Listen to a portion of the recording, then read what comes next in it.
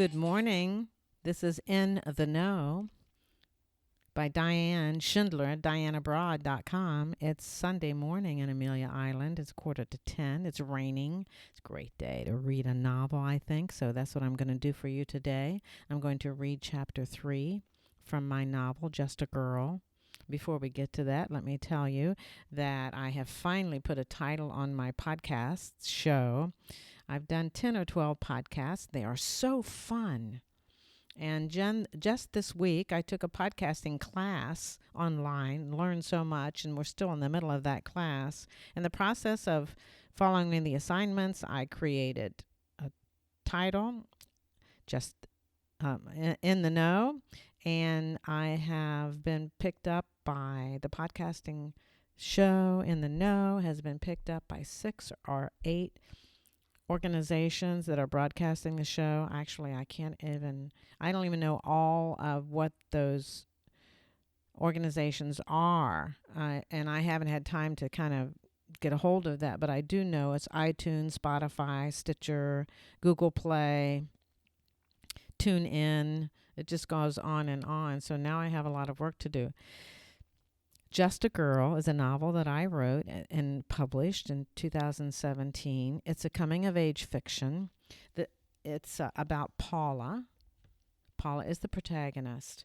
And the sort of subtitle of Just a Girl is this: a coming-of-age novel about innocence, isolation, love, heartbreak, and discernment. Amazon ranked Just a Girl 6th best coming-of-age fiction for 2017. I'm honored to share that with you. I read this chapter 3, when I was in Thailand at an expat book club, a writers group, actually. And I was just honored to have an opportunity to read this chapter and was, frankly, overwhelmed with the positive comments I received. When I read it out loud to this group and when I listened to their comments, I realized it was a very good example of what this book is about and how this book reads. This is chapter 3. Rachel, at this time in the novel, is 6 years old, and Paula is 6 years old, and her older sister Rachel is age 9. Rachel, age 9, had a cavity. Paula, even at 6 years old, complained that a back tooth hurt. It was their first dentist appointment for both girls. The dentist said, Rachel's tooth can be saved. It's a shame to pull at Paula's. And Paula's is a baby tooth, but it's not ready to come out on its own. I can pull them if that's what you want, but I do not recommend it. Her daddy said, I didn't have a cavity till the Army. They cleaned my teeth and all went to hell. Had to pull every tooth and get false teeth after that. That's going to happen to these kids too, and I'm not going to throw money away. Just pull them. The girls didn't even cry when that big needle appeared in front of their faces. Their daddy was watching. They knew better. After he pulled their teeth, the dentist stuffed the holes with a narrow cylinder of tight white cotton. Paula sucked on it, swallowing the blood as they walked from the highfalutin west side of Jefferson, Ohio, back to the working-class east side of the greater Miami River, all the way across to the center of the high Main Street Bridge. The early morning storm made the river dark and ugly. Waves crashed against the moldy, aged concrete. The gray clouds, the swirling wind, and the spray from the passing cars added to the already eerie, frightening scene. Paula's heart raced with both excitement and fear, but she couldn't help herself. She just had to look. Too small to look over the the bridge barriers, Paula poked her head through the narrow space between the concrete posts to see roaring, muddy waters swirling with logs and branches and trash.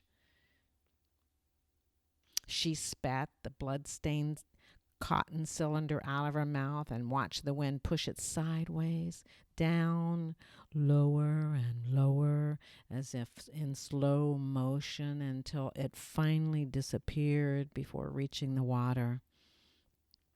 She squealed when she nearly lost her knitted cap to a sharp whack of wind. She pulled herself back out of the opening to put her hat back on her head just in time to see her daddy pick Rachel up under her arms. He lifted her up over the bridge concrete barrier and held her in the air above the dirty water far below. Eyes wide with terror, Rachel screamed and begged him to put her down. He continued to dangle her. Paula was petrified. Any moment might make him lose his grip. She looked closely into his face. Her daddy didn't look mad. Is he smiling? She asked herself. The more Rachel wailed, the wider the smile.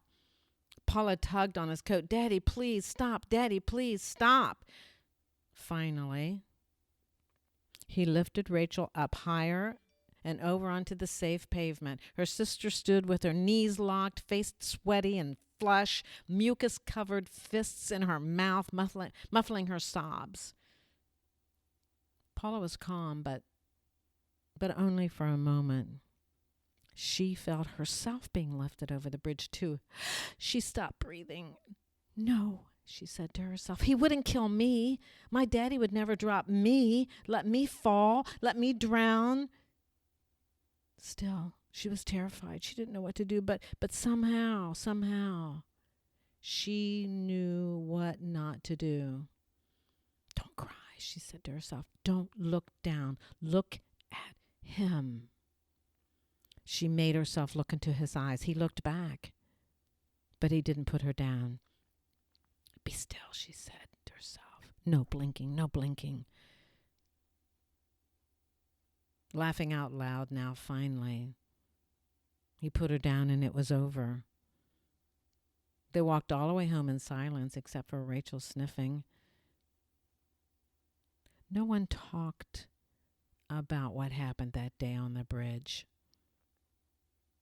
Paula had nearly forgotten all about it until a few weeks later when it happened again. They walked to the middle of the bridge, and just as before, her daddy picked Rachel up and over the concrete barrier, suspending her dangerously over the thrashing water below. Her coat flapped against her legs in the wind, and again Rachel screamed and cried louder than before. Shh, Paula said to herself. He wouldn't mean to. He wouldn't kill your sister on purpose. He chuckled and placed her sister down safely on the sidewalk. Still panicked, Rachel continued to wail. Paula said to herself, get ready. He's going to do it to you too. He's going to do it to you. Her daddy looked at Paula and reached under her arms. She took a deep breath and held it. He paused and he stood up straight and he said, forget it. Let's go home. Hush, Rachel. It's all over now. I wasn't going to let you fall. You're such a crybaby. Paula reached for her sister's hand. Rachel would have no parts of it. She jerked it away. That was the end of chapter 3 in Just a Girl, coming of age novel. I hope you enjoyed that. Well, I guess enjoy is not quite the right word. I hope you were moved by that chapter. I was moved when I wrote it, and actually I'm moved every time I read it. As I said earlier in this podcast, you can get it on Amazon or at the Story and Song bookstore in Amelia or the Dragon and Phoenix bookstore. Excuse me, Phoenix and Dragon bookstore in Atlanta, Georgia. It's a great bookstore. Both of these bookstores are fabulous. I hope you enjoyed this podcast. Please take time to comment and review. Please take time to let me know what other sorts of podcasts you'd like to hear from me in this show, In the Know. I look forward to seeing you again on my podcast radio show. And I hope you get a chance to read Just a Girl. Thank you so much.